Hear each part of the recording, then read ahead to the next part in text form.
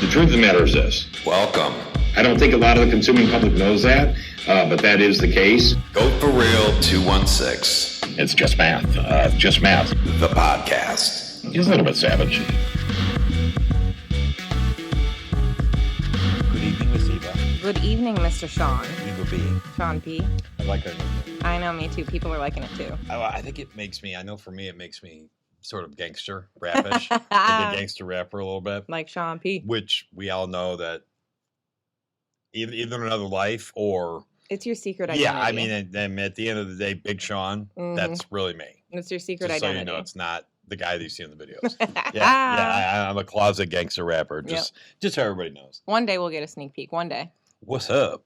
Not much. How are you? How was your week? Man, so let's see. This week was cool. I have, I have some time on my hands right now. You know what I mean? Because I'm in between, things. So, but I've met some super cool people. Yeah. Yeah, man. I mean, like for real, like, through like TikTok and Instagram and just everything. And, this podcast, like I've been connecting with, some amazing people. Just, it never ceases to amaze me how creative people are. Oh, yeah. It's mind blowing. Like, I know you're one of those creative types, I've known that about you since I met you. I don't consider myself one of those creative types. However, like, I feel like I'm able to, I feel them. Like, you know what I'm saying? Like, I might not have their creativity, but I feel like I understand where they're coming from and I understand where their creative juice comes from. And it's just very cool to get a look inside of some of those people and like have regular conversations with them. Yeah. Like I met with a girl last week that's got 700,000 followers on TikTok.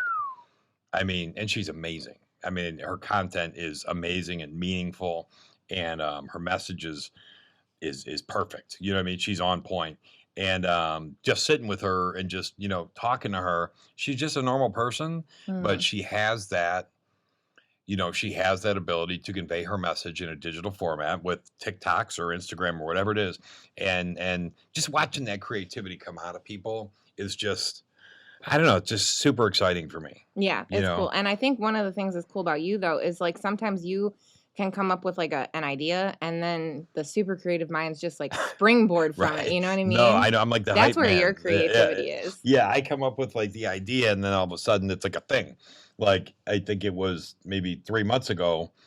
I'm like, Eva, let's do a podcast. And then I was like, okay. And then here we are. This is what we're doing. Okay. So anyway, I'm the idea guy. I'm the hype guy.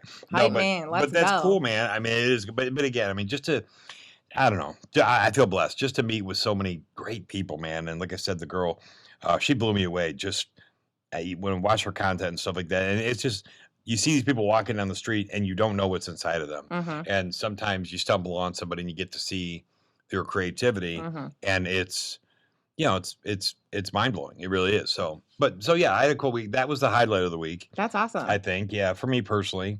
Everything else good. The boys are good. That's great. Yeah, my guys are good. Everything else is good. Business is good. Awesome. Yeah, I'm pretty happy. What about you? I've been a busy bee, moving and doing other things, and I'm excited to be sitting down to do the podcast today. Yeah, man. Yeah, for real. Isn't it kind of cool, seriously, how like we had to film on another day. So like I found myself having a little podcast withdrawal. Right. It was Wednesday and we were like, what do we do? It's going to be 4 more days until we see each other. I really was like really, I was like, oh man, you know what I mean? Like, I don't know, just this is kind of where I think it's because I get to have meaningful conversation with you, which is always intellectually stimulating for me. But I don't know, this has kind of become the thing where I feel like, okay, I'm just going to talk because, I make a TikTok, right? Or an Instagram reel or whatever it is, to some degree you have to cater it to the platforms and make sure you're not breaking any rules, which we've talked about, guidelines and policies and all that crap, but here it's like, whatever I want to say, we can just say. And we can just sit down and have a conversation about it. Right. And it feels good to just sit. Yep. For a while. And just breathe and just like, just not chill be out on my together. phone. Like, I don't even, right. I know. And I don't even feel like getting on my phone, like when we're doing this. So exactly. it's cool. And hopefully people that watch us and our listeners, I hope this creates a half hour in their life where they can just listen to somebody else that maybe they vibe with, you know what I mean? And feel strongly about certain things the same way. I hope it works for them too, because it's good. It's good for me. That's one of my favorite things about podcasts, like listening to one. Yeah. It's like you've got a friend that you can just sit and listen to them, and they're going to be there every week. Yeah. And I hope we can do that for some people. Yeah, for sure. And I think, here our following is growing. We're certainly seeing it, in the numbers and the analytics and stuff, which is great. Exciting. So that lets me know that we're probably doing a fair job. Let's call it fair. Decent. I like decent. Yep. I like indecent. I mean, same, but family show. Whenever I say something off cuff like that, and I hope our listeners will chime in, you get a look. I do, because I get a little bit excited. Like your eyes go left, your smirk goes up, your eyes go left, and like I know you're taking it to a different height and different level than what I probably even meant it. Listen, all my little comments are always just dying to get out there. So I know. when you give me an inch. It's so good how you slip it into. I love it. I love it. I love it. I love it. So. Well, before we get into the thick of the episode, we want to thank this week's sponsor, EVAlutionary Productions, and we will talk more about that later. Okay. So I wanted to touch on something real quick here, and then we'll get some questions and some topics that we're talking about. But so I am getting bombarded with questions every day on social media and about what I'm doing now. So, officially, I want to let everybody know that my partners and I sold the Mitsubishi dealership. So I no longer go there every day. It's sold. Mm-hmm. The new company has taken over. They're great guys, and the store's in good hands. It's sad in a way for me. Not so much because I'm a big Mitsubishi fan. Because truthfully, I'm not. I mean, it was just a good opportunity for us to buy that brand at that point in time. Yeah. It's not like I'm diehard Mitsu guy. I'm not, right? I mean, my experience coming up in the car business was with Highline vehicles, and I was the pre-owned director at the Lexus store here in town. So it's not like, I grew up whipping, Mitsubishi Lancers around town. Right. I didn't, you know what I mean? Now, will I say this? Is the product better today than it was 10 years ago? 100%. Am I ever going to have a Mitsubishi, poster hanging on my wall in my home? Probably not. Right. I mean, we had them at the dealership. You can see them behind me, but because they kind of had to be there. Right. You know exactly. what I mean? So anyway, so that is, so we moved on from that. So I'm no longer affiliated with the Mitsubishi brand. And I moved on from that. I'm no longer part of that company. So I do have some things in the works that are going to be coming out pretty soon. And I mean, pretty soon. I'm still in the car business for sure. And I'm still tied with a few dealerships here in the city. But as far as going to work every day at the Mitsubishi store, that is donezo. That's what I'm the most bittersweet about, because I also am no longer with Mitsubishi. That's right. Which means I don't get to see you every day. We can FaceTime. I mean, we can. Yeah, we do can sometimes. FaceTime. I mean, yeah, we can FaceTime. We can Zoom. I'll Zoom you. You know what I mean? Yeah. So, but anyways, I wanted to get that out. So, goatforreal216, no longer affiliated with Mitsubishi. So funny. I had a dude on Instagram. So I've learned something this past week. The male version of a Karen. Chad. Do you know what it is? Okay, that was one of them. So I put it out there because this guy puts a comment on one of my videos. Hey, anybody else notice that there's no Mitsubishi branding in this guy's videos anymore? I've seen a couple of those, Yeah, he must have been taking heat from the manufacturer, dude. Yeah, that's what the guy said. Okay, yeah. And then he tagged Mitsubishi and Mitsubishi Motors, like trying to get me in trouble because my content is, I guess, so racy or something. I guess. I don't know. You know what I mean? What it is, but so I did a reply to video, and in the video I asked for comments. What's the male version of a Karen? Because this guy was the epitome of a Karen. So what was the resounding response? So I got Chad, Yep. like you said. I got Kevin. Oh, that's new. Okay. I got Ken. I've heard that a couple times. I got Jerry. Oh, I haven't heard that one. Never heard the Jerry. And those were the dominant ones. It was a lot more Ken and Kevin Okay. and a couple of Interesting. Chads. Yeah, the only two I had ever heard of was a Chad or a Brad. Those are the two I've heard of. Yeah, I should have looked before, but those were in rankings. It was Ken, Kevin, Chad. Yeah. So, but yeah, it's just so funny, and it makes me wonder, like, what has to be going on in your life, or what has to have happened that you find it entertaining or somehow self-fulfilling to go on a perfect stranger's content and make some kind of a snide comment. It makes me feel really bad for the people. Yeah. But, I can't help it. I clap back a lot, even though you tell me not to. I have put the reins on you sometimes. Yeah. But there's times I can't. You know what I mean? Like, you say certain things like that. I mean, I get it. Yeah. Like, you're making he's making comments in a way to like attempt to cause problems. Yeah, for like, you. like That's different. he would have been happy if somehow I was in trouble for Mitsubishi. Dude, let me tell you something. Let me be very clear with you. Mitsubishi did not enjoy the free advertising that my pages gave Right, them. exactly. I promise you, they never said one thing to me. You know what I mean? That didn't hurt that we were the top Mitsubishi deal in the region and that we had the best CSI and SSI and all that stuff. But it's just funny, like, how people would get a kick out of, like, if they could somehow negatively, like, dude, are you serious? Like, if I'm in partnership with a manufacturer, don't you think I would know what was okay? Right. Not, like, I'm not being arrogant, but I'm kind of smart. Okay. A On little some things, something's stupid. Something's really stupid. But when it comes to like the dealership you're working with, I think you got it. Yeah, like, I know where the line's at. You know what I mean? So, but I don't know. It bums me out a little bit. Yeah. It's like, man, I had another one. I don't want to talk too much about it, or we can get into it later. Let's get into it later. All right. Yeah. Well, Sean, I saw that you got a really nice comment from Bedrock Auto today during our TikTok live. What was that? Yeah, that was super cool. So this was a guy who was starting a small independent lot in Oregon. Yep. Yeah, right? La Grande, Oregon, or something like that. Yep. Yeah, so starting a small independent lot, and his question on my TikTok live was, give me one piece of advice. And so, and I love those. I love independent dealers, and I love when they ask questions. And very cool. So I responded with my answer, which was, learn how to purchase inventory better than everybody else. If you don't know how, hire somebody, because you'll get the money back tenfold. And we just wanted to give him a shout out because it was cool. And we love hearing that, and we love that you value our opinion enough to even pose that question to us at all. So thank you. And we're really excited for you that you got your small lot started. So that's great. Yeah.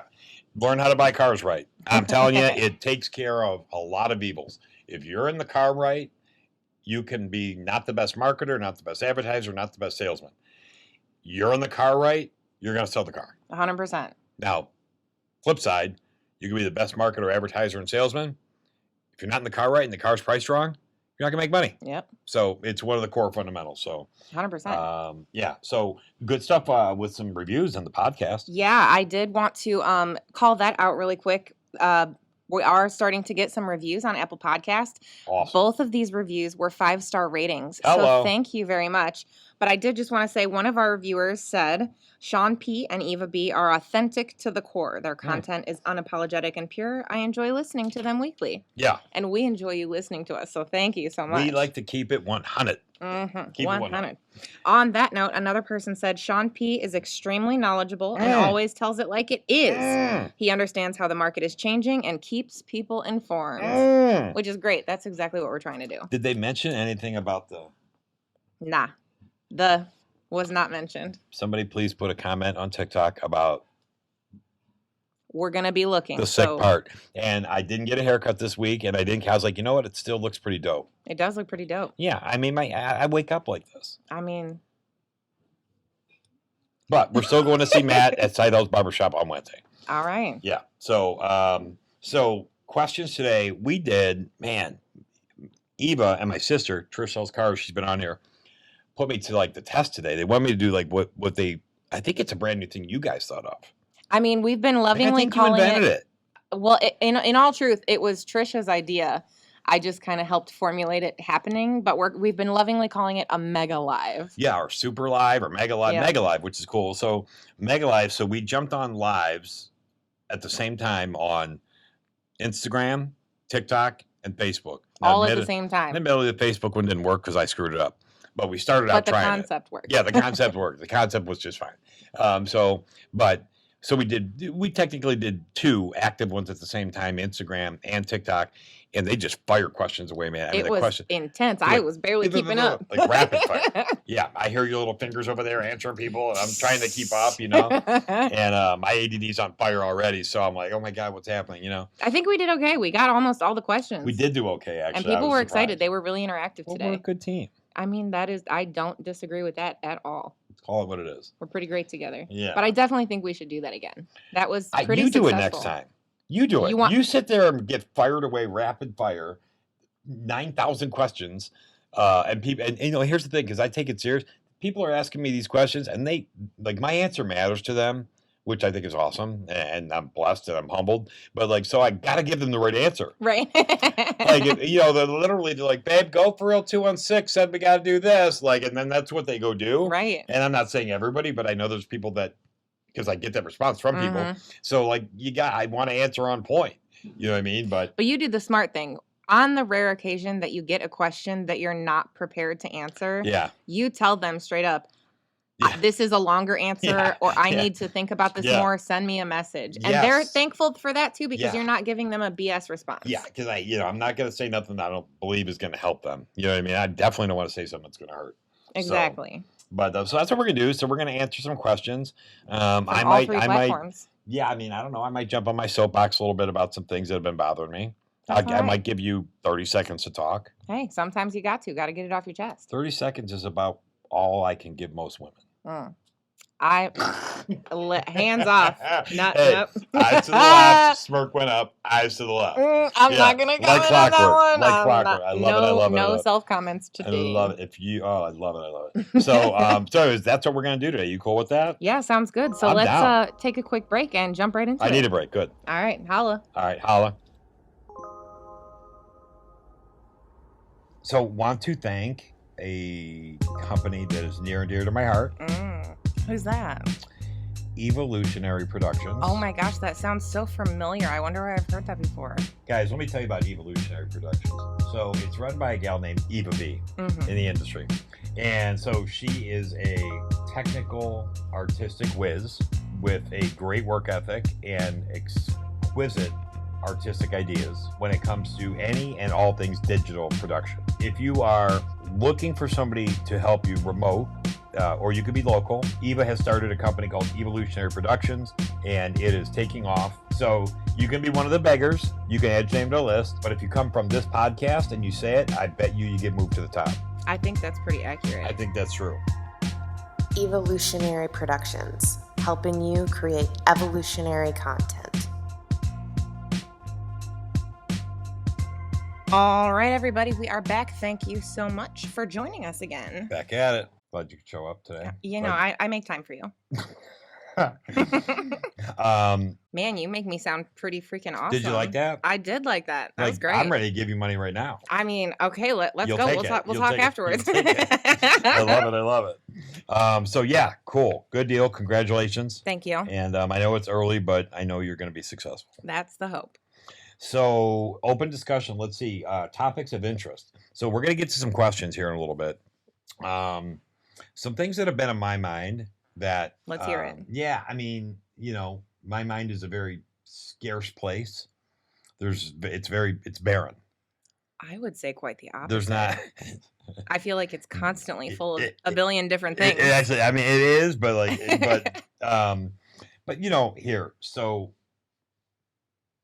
want to talk a little bit about here's what I want people to know. So, man, it's so cool. On my again, I know we always go back to TikTok. She's our, she's the one that the one that we can't forget about. The mainstay. Yeah. She's the bottom, right? She's our bottom. But anyway, so I'm not gonna touch that. Yeah, you touch everything else. I mean, listen, disgusting. We don't need to give away all my secrets. All right. Eyes to the left, smirk, saw it. So listen. So, but what I'm getting at is, it's the coolest thing. Guys are selling cars off my TikTok now, and that just does a special thing for me. That guys can start making a living off of following me and answering questions for people. And I don't ever block it. No, nothing ever. But we had a guy. I had a guy last week that I made a video. It's the coolest thing. So this social media stuff so cool. So I make a video, and what I say in the video, it was just talking about something about sales. I forget what it was. It was something about sales, and it was motivating to this guy enough to where, he messaged me and said, Goat, I love that video you made this morning, dude. I'm getting ready for work right now. I'm so stoked about it. He's like, you could tell the guy was like just sweating through his thumbs when he's typing. Just absolutely pumped. Fired up. So it's cool. So I made a video back saying, what I did was I said, guys, listen, if you're in the market for a car today, this is your guy. Call this guy today. This guy is so excited about the car, but it's going to get you more for your trade. It's going to get you more off your, the car you want to buy, something off MSRP. It's going to get you the best rate, the best payment. This guy is so fired up about the car business right now. I suggest that I don't care where you are, if you're 500 miles away, remote buy, or go see him if you're close, because the guy was so fired up, you know? So I was like, this guy's going to sell 3 cars today. Guy messages me at 1:00. Oh man. I got 3 out, Goat. At 1:00? At like 1:00. Oh my It gosh. might have been 2. It might have been 2:00. Even 2:00. Yeah. He's like, I got 3 out already. I'm like, are you kidding me, dude? I go, I predicted the hat trick, which is awesome. which is 3, and 3 in a day. And he's like, yeah, I already got 3 out today. So then I see people commenting on his comment, like, where are you? What dealership are you at? This, that, and the other. Awesome. And this guy, just starts firing. He's like, hey, I'm here. I forget, man, where. I'm so mad I don't remember where he was. But it was just the coolest thing. Like, my platform, this guy's making a living off of. You know what I mean? And That's even if I still had my dealership right now, I wouldn't have stopped him. Right. I wouldn't have stopped him. You know what I mean? Like, osmosis of sales. Everybody wins. Yeah, dude. And it's like game recognized game. Like, dude, go at it. Go. You know what I mean? So coolest thing in the world. That is really cool. To watch people like making a living off of my posts, guys selling cars off of dude, it was awesome. Hustle and grind. So I love that stuff. Now, what I did want to talk about is what I don't love. I get so depressed for people when I see some of the comments some of these people make. I mean, I literally, my initial instinct is to, clap back. Digitally slice their head off. Because, I'm somewhat cunning when it comes to being that way. You know what I mean? And sharp if I need to be. And that's my first instinct. So I was like, oh, this guy's about to get slayed. And sometimes they do. Listen, a couple guys got spanked this week. Uncle Goat spanked a few people because you deserved it. Check the videos. Yeah. No, the one was talking about mistreating children, Not cool. and that, which was disgusting. By the way, I chased him off of Instagram and Facebook. His account is no longer active because I was forcing him to apologize. Right. I said, listen, apologize that you said something stupid. Say you're sorry said something you should not for have all said. of the people in this thread. So if somebody sees it, that it hurts them, say you're sorry. And he would not do it. This guy was so stubborn. So stubborn. So, and then I spanked another guy. I forget what that spanking was. What was that guy? That guy, he deserved it too. But I think that one was more personal. Yeah. Yeah. But the other one was a topic that is sensitive to my heart. So I couldn't help it. Yeah. But so that's my first instinct. Second is, let me look at their profile. Yep. Because that can change a lot of things. Yeah, man. You never know what people are going through. And so am I going to hold this guy accountable for a dumb comment that he made? Meanwhile, maybe his wife has an illness. Maybe something happened with one of his children. He lost his job. I don't know. You know what I mean?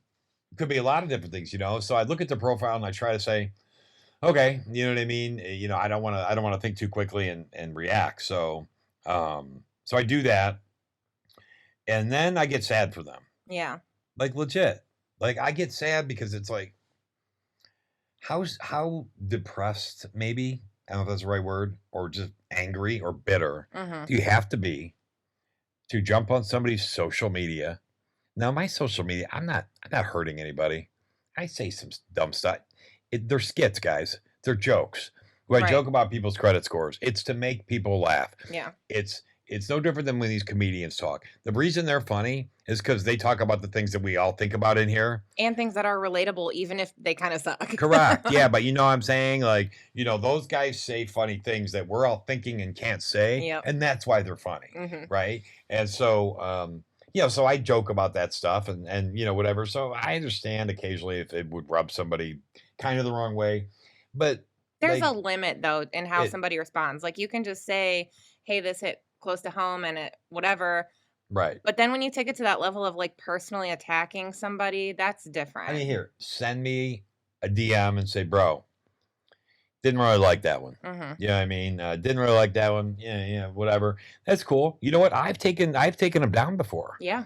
I've taken them down. I've taken videos down with 500,000 views because I heard somebody was somewhat offended by it. I take it down. So, but some of these people, they go on there and they make some of these comments and it's like, now I know some of it's like clickbaitish, like they just want me to respond. Yeah. And I get that. You know what I mean? So I try my best to decipher who's who, but some people just want to respond. They want the, I don't know what comes along with it, the credit or something that, they got me to respond. You know what I mean? And so they goated the goat. I get it. Okay. You know what I mean?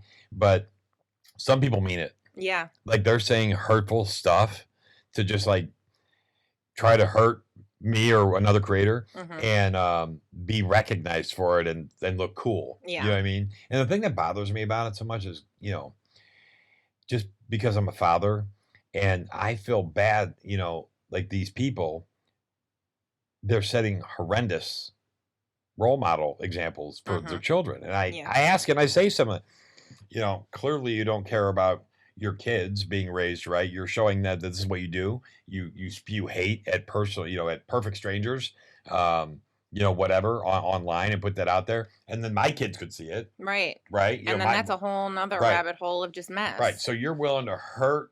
You can hurt me all you want, dude. Listen, you're perfect. You're never going to hurt me. You know what I mean? I'm not trying to be a tough guy, but like mentally, you're never going to get to me. But it gets to me when I think, wow, that guy said that about me. And what if my kids see it? Yeah. You know what I'm saying? That's different. And like your kids, like now you look like an asshole, and you're setting a shitty example. I'm in X-rated mode with the vulgarity right now, but so I don't know. So, I guess that's one part about social media and gaining traction in that space that really disappoints me is, just that people do that, know, and it just kind of, I don't know, it somehow negates my faith in humanity that there are still people out there that, find it funny or whatever, like to whatever they gain. Yeah, dude, whatever your motive is. But I don't know. That's been on my mind because it's, again, personally, dude, I don't know you. You know what I mean? And if you're that kind of guy that you're doing that or whatever, I'm pretty sure like your life's already bad enough that I don't have to clap back at you. Right. You're already having a bad day. Yeah. Week, month, life. You know what I mean? To be like that. But it does bother me. It just makes me sad sometimes to see some of these sad people, doing that. Yeah. But so if you're out there, before you go on a creator's content and say something potentially hurtful, not just to them. Think about it. Most of these people have children. And if they're somewhat popular and have large followings, their kids are on their stuff. Right. Like they know it exists. Their kids are on their stuff and their kids are reading the comments. You know what I mean? And, I don't know. When it comes to the kids, you know what I mean? Maybe just don't comment. It's the old adage, right, Eva? Right. If you don't have nothing nice to say. Don't say it at all. What, for a laugh? To look cool? Right. You know what I mean? So, but whatever. So that's been kind of on my mind. And it, I know it has really not much to do with the car business. And I'm sorry, guys. I know that you give me time out of your day because you find my content useful. But it does have to do with social media, which is like your platform. Yeah. That's where everybody here found you. No, I get it. So sometimes it's important to say those things. I get it. So I don't know. I guess that sometimes just weighs on me, you know, how people can be, you know, and that's probably just me, like still being naive to thinking that, you know what I'm saying? Like, I'm not mean. I'm not mean. You gotta, for me to be mean to you, like, well, I mean, you could skip a step in the sales process. First of all, I would be mean to you if you forget to do your write up correctly. I'd probably be mean to you. But no, on a personal level, like, you know, you got to really deserve it, you know. Yeah. But to see people just out there randomly spewing hate at people like that, some of the shit I get is like, I mean, they're like offensive. It's like harsh, like It's disappointing. deep. Yeah. Disappointing, dude. Listen, I have a big nose. Okay. I nose breathe. It's horrible. It's horrible. I go all the time. Got it. I'm a little overweight. I'm losing weight, but I'm kind of fat, right? Make fun of that. Right. Make fun of my nose. Make fun of my nose breathe. Make fun of my belly. Make fun of whatever. You know what I mean? But like, you know, really you're trying to get personal and hurt me. You know what I mean? Right. Like, you know, take a stab at me. I'm cool. Dude, I'm in the car business for 25 years. Trust me, my skin is so thick you can't penetrate it with a harpoon. You know what I mean? You know, so that'll roll off. But some people take it too far, and it's just disappointing. Yeah. It just is. You know what I mean? But you know what I noticed? It doesn't matter who you are. It happens to them. Like, you know, we're big Theo Von fans. You know what I mean? And you know, or Joe Rogan. I mean, these guys, you know, these guys are ultra famous. I mean, I'm nothing. You know what I mean? I'm an ant, Adam, an ant. You know, but I look on their pages, they get it too. Yeah. Like there's like no filter anymore. Keyboard in terms warriors. of like Keyboard those warriors. personal attacks on people. Right. I'm not a tough guy, but I know half of these guys, if I met them in person, you wouldn't say nothing to me to my face. Right. You know what I mean? You'd be like, oh my God, hi, it's so great to meet you. Yeah, I yeah. see all your videos. Yeah, exactly. Meanwhile, But on the keyboard, you're a big tough guy. Yeah, blah, blah, blah, blah. Makes me sick. Makes me sick. There's my rant. We can talk about the car business now. That sounds great. Sorry. Good rant. Sometimes we need to. Right. So let's use that as a launch board for some questions. Questions? Like we said, we did the Mega Live today. So first platform we're jumping into is Facebook. So Michael Stanley asks, how much does someone's debt to income ratio need to be even with a decent credit score? Michael Stanley, I love that name because you remind me of the Cleveland-born rock star in the 70s and 80s, the Michael Stanley Band. Do you remember? Do you know that? Oh, yeah. Do you really? Oh, yeah. Great beard. Amazing beard, amazing flowing hair. So yeah, Michael Stanley. So to answer your question, Mike, so thank you for the question. So your debt to income ratio needs to be somewhat in line no matter what your credit score is, truthfully. If you're a 750 credit score, but you make $6,000, $7,000 a month gross, and your mortgage is $3,500, and your other credit card debt is another $1,500, and so you have $5,000 in debt, you know, revolving and installment together, it's going to be tough for you to budget for a car payment. Now, what's going to happen a lot is if you have a decent credit score, the banks aren't going to ask for proof of income, right? And they'll be a little more lenient because you've shown an ability to pay your bills no matter how high they are. You know what I mean? Especially if it's been for an extended amount of time, like you've had that mortgage for, 14 years and blah, blah, blah. So, but if it comes down to it and they want proof of income, which more and more banks are doing now with this lending industry, guys, I'm telling you, don't lie on these credit apps. I'm telling you, because these banks are asking for it for people that 6 months ago didn't have to prove nothing. But so they want you to be at 50% or under. And the lower the credit score, the lower the PTI or DTI that they want to see. So, if you're a 600, they'd like you to be at 42, 43% debt to income ratio. So good question. But yeah, I mean, you really got to stay under that 50 to kind of be a no-brainer if you got good. When he says decent credit score, I'm assuming that sounds to me like 680 and above or something. You need to be under 50%, in my opinion. That's kind of where you're safe. So that, real quick, sorry. Debt to income ratio, so everybody knows. Gross amount of income per month, okay? I'm sorry. Total debt divided by gross amount of, no, wrong. Yeah. Gross income per month divided by the amount of debt you have on your credit bureau, revolving debt, which would be credit cards and all that stuff, and installment debt, which could be a mortgage or another car, loan or something like that, or a hourly payment. So, if you make $5,000 a month and you've got 2,500 in bills that are on your bureau, you're at 50% right there. Now, it's before you add this car payment. Right. That would put you over. So you need to be at $2,000 a month so you can get the $450 car payment and still be under 50. So just so everybody understands. That's a good question. Great explanation too. All right, next question, still from Facebook, is from Jonathan Gallagher. When is the best time to apply for a new car when getting a new job? Should I stay at my job for 1 year before applying? So I would say this: if you, aside from having subpar credit, okay, so let's break it into two different categories. So if you have somewhat less than perfect credit, you want to get at least 3 months. Most banks' minimums that they'll consider if you have subprime credit, less than perfect, is 3 months at the job. So, if you're a 550 credit score and you started your job a month ago, your chances are slimmer. If you can wait 3 months, from your original start date and then apply, your chances get a lot greater because the circumference of lenders that dealer can use now to get your approval grows exponentially a lot. So they might go from having 3 banks that they can get you approved at to 8, if you just wait 3 months. So a year is obviously ideal. That's great. The longer the better. The more stability you can show, the greater your chance of getting approved. Now, if you have somewhat decent credit, let's call it 650 and above, doesn't matter too much.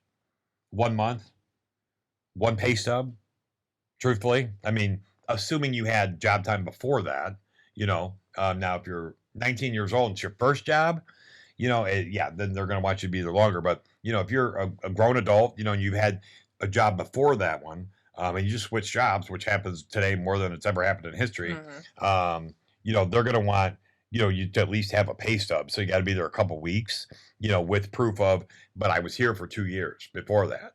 So, it varies on credit score. So subprime credit, minimum 3 months. The longer, the better. Mid-prime to prime credit, at least a pay stub, with proof of employment before that.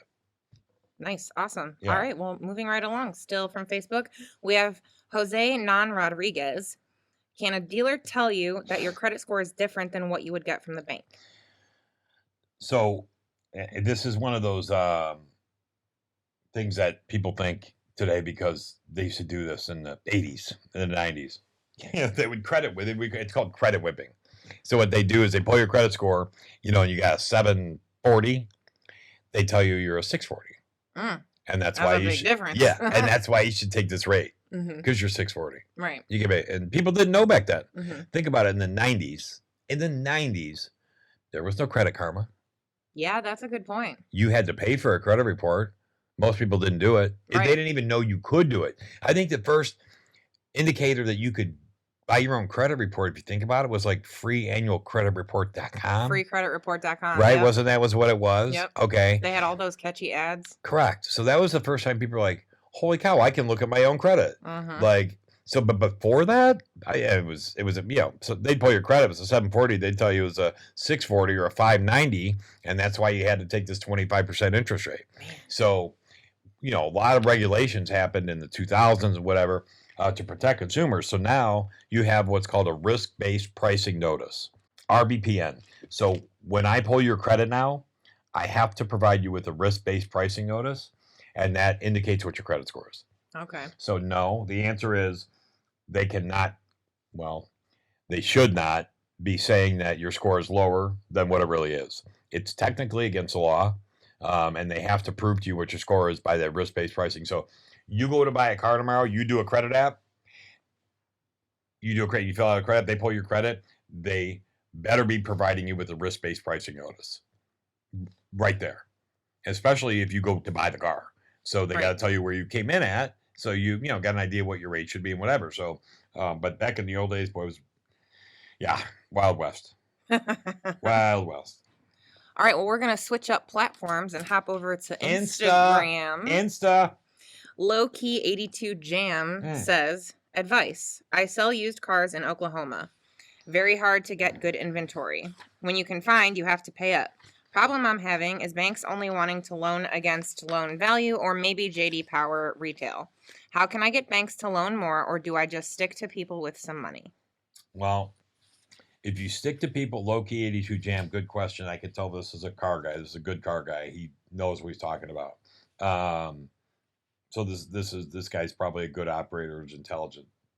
He knows his industry, and most guys don't know the banking part of it. That's where they come up short. But so I'm having bank. I only wanting to loan against loan value or maybe JD Power retail. Okay, true. How can I get banks to loan more?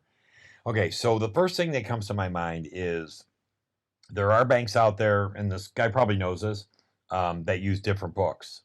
So there are banks out there now that will loan with Kelley Blue Book, which is usually a little bit higher than JD Power trade-in value. There's also banks that'll use Black Book still, or Black Book retail. So you got to be a student of your lenders and find out which banks use which book and which cars usually book higher, right? Per book. Per book. Yeah. Good. Thank you. Yes. So, a 2018 Nissan Altima may have a good, might have a $14,000, clean trade-in on JD Power. It might have a 12.5 average wholesale, usually is what or let's say trade-in, or it doesn't matter, whatever. 12.5 Black Book might have a 16.2 KBB retail. Which bank is that uses KBB? Okay, now which bank uses KBB? Boom, that's where I'm sending this one. So that's how you get more money. That's how you find more gross, right, in the deal, is knowing what lenders allow which book to be used and which cars have a better book value according to each book. Then you aim it towards that lender. That's one way. So my first thing, low-key 82 Jam, would be get your list of lenders, pull out all their rate sheets and their program sheets, find out which book they use. And according to the vehicle, then you're going to have to pull all three of those, right? You're going to pull them all, and you're going to see which one's higher, and then pick the bank that uses that book. Yep. And gives it the highest one. I mean, it's a process, but we're talking about buying cars right now, which is very hard to do. They're expensive. So you have to get creative and find those little pockets of opportunity where you can serve your customers the best. Now, then you have to remember that you've got the car priced online, though. So the books can say whatever they want, but if you got the car priced at $15,000, you better sell it for 15. Just because the bank says you can sell it for 17, don't do that. You should not do that. You know what I mean? That's technically, it's at the very least, it's unethical in most states, but it's definitely could get you a lawsuit. You know what I mean? So, you got that game to play too. How do I get banks to loan more, or just stick with people some money? It always goes back to this for me, and I'm going to say this, and if low-key 82 Jam ever hears this, he's going to be like, yeah, dude, okay, well, tell me how to do that. Buy cars cheaper. You got to find out how to buy cars cheaper. You got to find another auction. You got to find a wholesaler in town that gives you good deals, or a local dealer who sells his trade-ins. You have got to find a way to source your inventory cheaper. The gross in a car deal is no longer in the sale price. It's in the purchase. Cars only going to sell for this. Everybody's got them online for this. That's what you got to put it online for. The only way you make more money than the next guy is buy it cheaper. So the business has changed like that. It used to be, sell it for as much as you can. That's how you make gross. No. Today, there's 10 cars just like it on AutoTrader or whatever.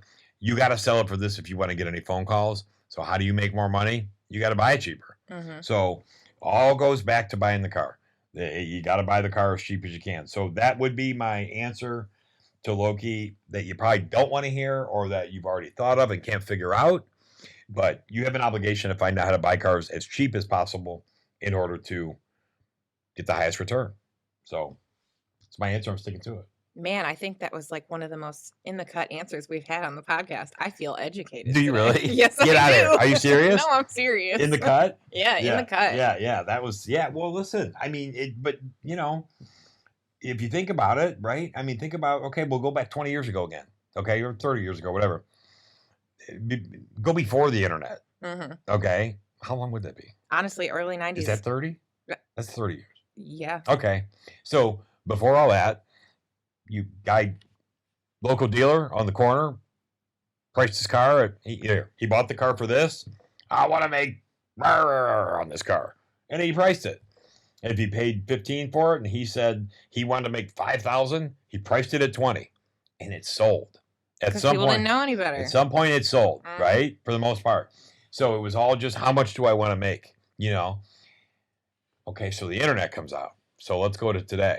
We all know 92% of all searches start online. So I'm going to go online. I'm going to look for that 18 Ultima again. On the first page of Auto Trader, there's 25 of them that are priced at $16,000. You can't price it at 18.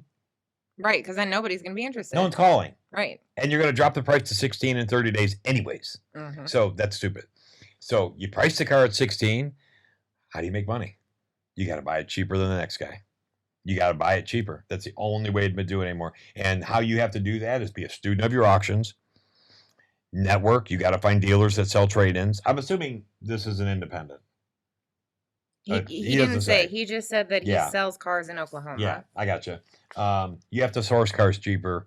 Period. End of story. Whoever is buying the cars at your facility is gonna slap you when you say that to them. But listen, you got to demand it. There's no money in it. If you don't, the price is the price. The only way to make money is to buy it cheaper. So find a good source. Find a great auction. I've said this before, be a student of the auctions. They get hot, they get cold. They get hot, they get cold. Know when that's happening. Go to the ones that are cold. When that gets hot, and it will, because everybody's going to find out the cars are cheap, go to the one they left, because the cars will be cheaper. Yep. You know what I mean? So that's it. So sticking to the people with just money. I mean, you listen, you'll have an easier life, but you're going to do low volume. You're not going to ever do high volume if you do it that way. The only way to be profitable on each car and do high volume is to ridiculously search and find ways to buy cars cheaper. And that's it. That's all I got on that. I'm done. That was such a solid answer that we're just going to hop platforms and leave Instagram with that great nugget. All right, bye-bye, Insta. We're going back to the OG, the TikTok. I'm sorry that I went so long on that. No, it's okay. That was a great answer. We're going to hop over to TikTok. So Pink and Ink asks, can you negotiate a salvage car? So, sure. I mean, I don't know if you're talking about from a private owner, because most dealerships aren't going to be selling a private car. In most states, you have to have a salvage license to sell salvage cars. I mean, I know occasionally that franchise dealers will have a salvage car. They took it on trade and they'll resell it, and they'll itemize it as salvage and they'll disclose it or whatever. No different than any other car. Yes. Negotiate harder. The car's salvage. It was in a serious accident. Something happened to the point where an insurance adjuster said, that's a piece of crap. Total it. It's not worth it. And it was marked as a total loss, which is what salvage is called, total loss. The insurance company decides it's a total loss. So negotiate harder. They took it in cheap. Cheaper than you think. So yes, please negotiate hard on salvage cars. Nice. All right. Next up, we have Rebecca Gustafson C. What's the best way to do a trade-in when you're so upside down in the trade? Man, we hear so much of this now. Yeah. With all the negative equity and stuff, all the COVID pricing and all that. So short answer, buy a new car with a rebate. That's one of the only ways that you're going to get your negative equity negated is, if you got $7,000 negative equity, again, guys, negative equity, amount that you owe on the vehicle compared to what it's worth, what the dealer says they'll give you. So you owe 20, dealer says it's worth 15, 5,000 negative equity has to be rolled on to the next purchase. Unless you're going to put that 5,000 out of pocket and suck it up and then you'll be back to zero, which some people do. But if you're not going to do that, you need to find a car that's got the biggest rebate, the car that you like the best, that has the best rebate, because the rebate will absorb that negative equity. So if you go and you find a car that's got a $2,000 rebate, now you only have 3,000 negative equity. Does that make sense? Yeah. So that's coming off there. So your 5,000 is now 3,000. that to me is the best way. That's the best advice I can give people. If you're going to trade it in, that's because here you can do it on a used car, but what's going to happen is this. Let's say it's a used car that the dealer sourced right, bought cheap. So he's in it good compared to what he's selling it for, which leaves some spread in there, and your negative equity could technically be sucked up by that spread, but then the dealer doesn't make any money. Right. He ain't doing that. Yeah, way less likely to do It's that. like, wait, I sold this car at the auction. I'm not giving you the savings. Like, why would I waste my $5,000? I bought the car's worth 20. I bought it for 15. Why would I give you the difference? I did that.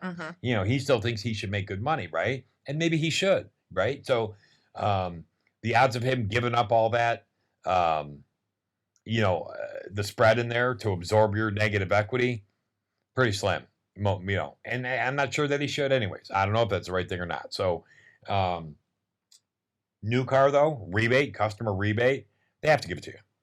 So $2,000 rebate instead of $5,000, now you got $3,000. So that's my answer. If you got heavy negative equity, look for a new car with a rebate to suck up some of it, maybe all of it. There we go. Yeah. All right, this is going to be our last question of the day.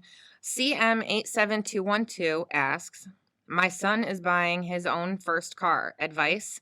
How can you do the figures with payments when you don't know the term of loan? So right now, rule of thumb, I guess, would be this. If it's a 2000, to be safe, if it's a 2019 and newer, you're going to get 72 months. If it's a 2015 to 2018, you're probably going to get cut back to 66 months. If it's older than a 2015, you're probably going to get cut back to 60 just on term. Now, the variable in there is the miles. If you have a 2017 with 20,000 miles, you may still get 72 months.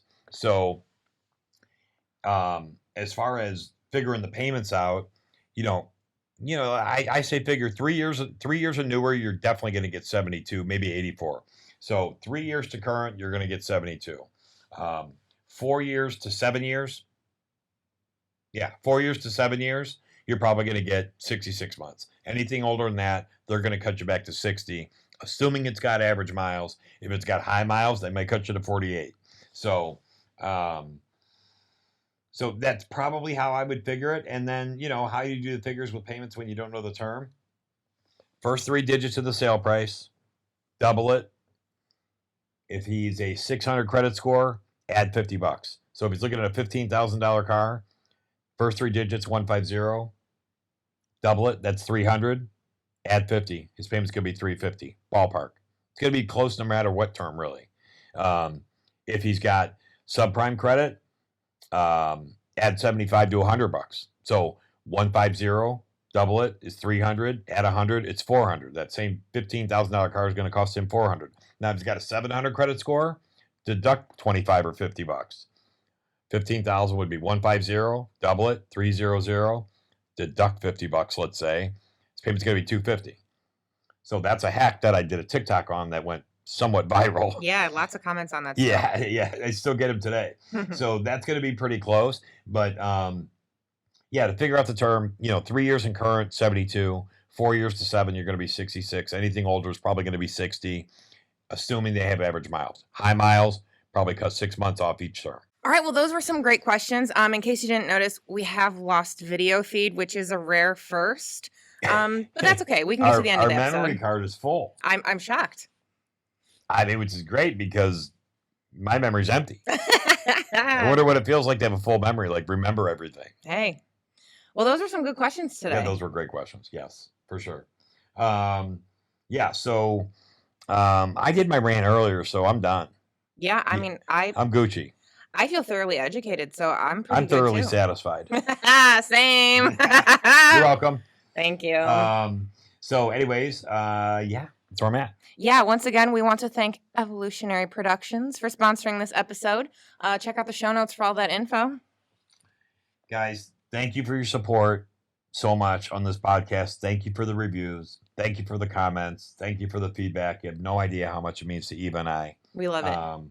And truthfully, I hope this is something that we can do forever and just keep educating people and having fun.